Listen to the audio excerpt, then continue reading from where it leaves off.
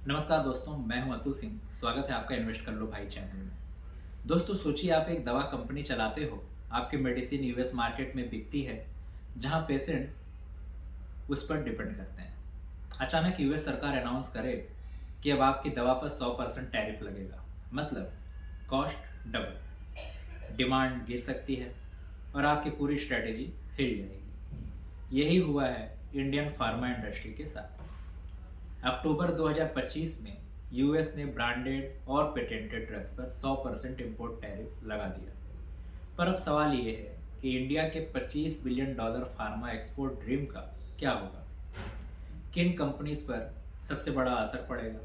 क्या माफ कीजिएगा, क्या ये सिर्फ शॉर्ट टर्म शॉक है या लॉन्ग टर्म गेम चेंजर? और इन्वेस्टर्स को इस टाइम पर क्या करना चाहिए? आज हम इसी पर डीप डाइव करेंगे। यूएस ने ब्रांडेड और पेटेंटेड ड्रग्स पर 100% ड्यूटी लगाई है। इसका रीजन सिंपल नहीं है। एक तरफ पॉलिटिक्स, यूएस अपनी डोमेस्टिक फार्मा इंडस्ट्री को प्रोटेक्ट करना चाहता है। दूसरी तरफ economics, rising health care cost को जस्टिफाई करने के लिए यूएस इंपोर्टेड ब्रांडेड मेडिसिन को टारगेट कर रहा है। और तीसरी तरफ जियो पॉलिटिक्स, इंडिया और चाइना दोनों को दबाव में लाना। यानी यह सिर्फ ट्रेड पॉलिसी नहीं, एक स्ट्रैटेजिक मूव भी है। इंडिया दुनिया का फार्मेसी है। FY25 में फार्मा एक्सपोर्ट्स करीब $25 बिलियन का था। इसमें से 30 से 35% यूएस को गया। जेनरिक सेगमेंट्स पर फिलहाल कोई टैरिफ नहीं है, लेकिन ब्रांडेड और स्पेशलिटी ड्रग्स जो हाई मार्जिन बिजनेस है, वही टारगेट हुआ है। यानी इम्पैक्ट पूरे एक्सपोर्ट्स पर नहीं, लेकिन सबसे प्रॉफिटेबल हिस्से पर। अब टेक्निकल साइड पर चलते हैं। जेनरिक एक्सपोर्ट्स की ईबिडिटा मार्जिन्स जो है वो 12 से 15% रहती है। ब्रांडेड एंड स्पेशलिटी ड्रग्स की मार्जिन 20 से 25% रहती है। अब टैरिफ लगते ही ये high margin business almost unviable हो जाता है। मतलब सेक्टर वाइड ब्लेंडेड मार्जिन्स में गिरावट आती है, और यही इन्वेस्टर्स को टेंशन दे रहा है। हर फार्मा कंपनी पर असर अलग अलग होगा। हाई यूएस एक्सपोजर वाली कंपनी जैसे सन फार्मा, यूएस सेल्स इसका 30% है। साथ ही ब्रांडेड स्पेशलिटी पोर्टफोलियो बड़ा हिस्सा है। डॉक्टर रेड्डीज 35% रेवेन्यू यूएस से। स्पेशलिटी हेवी है। Lupin, multiple branded drugs US market में इसके चलते हैं। एंड कंपेरेटिवली सेफ प्लेयर्स जैसे Cipla, generic focus, branded exposure limited है। डीवीज लैब, एपीआईज और क्रैम्स, ब्रांडेड एक्सपोजर नेग्लिजिबल है। लॉरस लैब्स, कॉन्ट्रैक्ट रिसर्च और generic driven. Granules India, mostly APIs और जेनरिक्स। तो इन्वेस्टर्स को यहाँ डिफ्रेंशिएट करना होगा कि हर फार्मा स्टॉक को एक ही नज़र से देखना गलत है। टैरिफ शॉक आते ही फार्मा इंडेक्स ने शार्प गिरावट दिखाई। म्यूचुअल फंड जिनके पोर्टफोलियो यूएस सेंट्रिक थे, उन्होंने भी रेड देखा। तो वैल्यूएशन इम्पैक्ट साफ है। सेक्टर का एवरेज पी अगर देखें तो 28 से 30 गुना है। हाई यूएस एक्सपोजर वाली कंपनीज की री रेटिंग होकर 22 से 24 टाइम्स तक जा सकती है। साथ ही जेनरिक एपीआई हेवी प्लेयर्स पर प्रीमियम वैल्यूएशन पॉसिबल है। कुछ और भी टेक्निकल मुद्दे हैं, जैसे करेंसी हेज।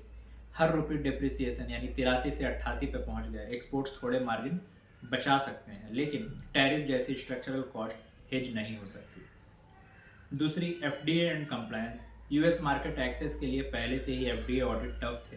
अब टैरिफ के बाद लोकल टाइप्स या ऑनशोर मैन्युफैक्चरिंग बढ़ानी पड़ेगी। तीसरा, पोर्टफोलियो डाइवर्सिफिकेशन की भी ज़रूरत है। Europe, Latin America and domestic market पर फोकस बढ़ाना काफ़ी अर्जेंट हो गया है।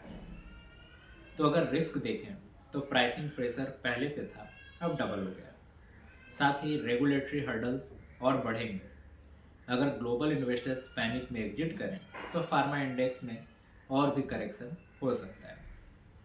साथ ही करेंसी वोलाटिलिटी भी एडिशनल रिस्क है।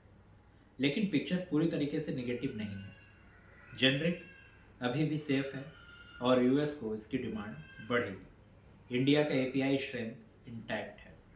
कॉन्ट्रैक्ट रिसर्च यानी क्रैम्स में इंडिया ग्लोबल हब बन सकता है। एंड डोमेस्टिक मार्केट में भी तेज़ी से बढ़ रहा है। FY30 तक 130 बिलियन डॉलर से ज़्यादा का होने का अनुमान है। इंडियन फार्मा कंपनीज की कुछ स्ट्रेटजीज अपनानी होंगी, जैसे यूएस डिपेंडेंस रिड्यूस करें और अन्य मार्केट्स को कैप्चर करने की तरफ ध्यान दें। जेनरिक और बायोसिमिलर्स पर ज़्यादा फोकस होना चाहिए। साथ ही बैकवर्ड इंटीग्रेशन, ताकि रॉ मटेरियल सेल्फ रिलायंस बन सकें।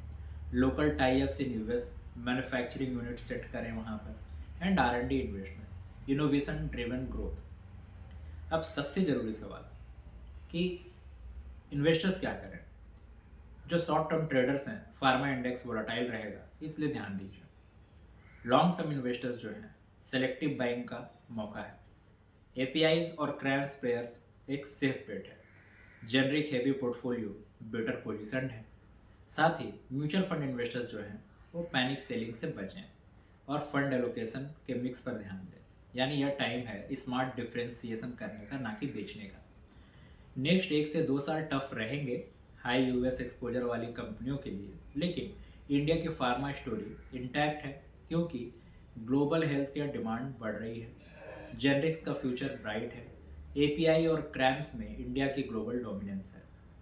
तो ये tariff shock long term growth को डिरेल नहीं करेगा, पर शॉर्ट टर्म में पैनिक क्रिएट जरूर करेगा।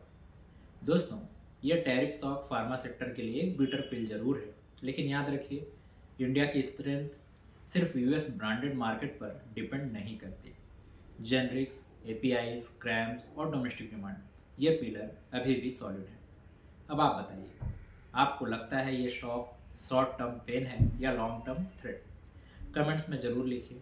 और अगर आपको ये डीप एनालिसिस पसंद आया हो तो चैनल को सब्सक्राइब करना मत भूलिए।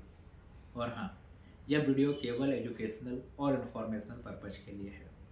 यह किसी भी तरह की बाई और सेल रिकमेंडेशन नहीं है। मैं कोई सेबी रजिस्टर्ड फाइनेंशियल एडवाइज़र नहीं हूँ। इन्वेस्टमेंट डिसीजन लेने से पहले अपने फाइनेंशियल एडवाइज़र से कंसल्ट जरूर करें। धन्यवाद।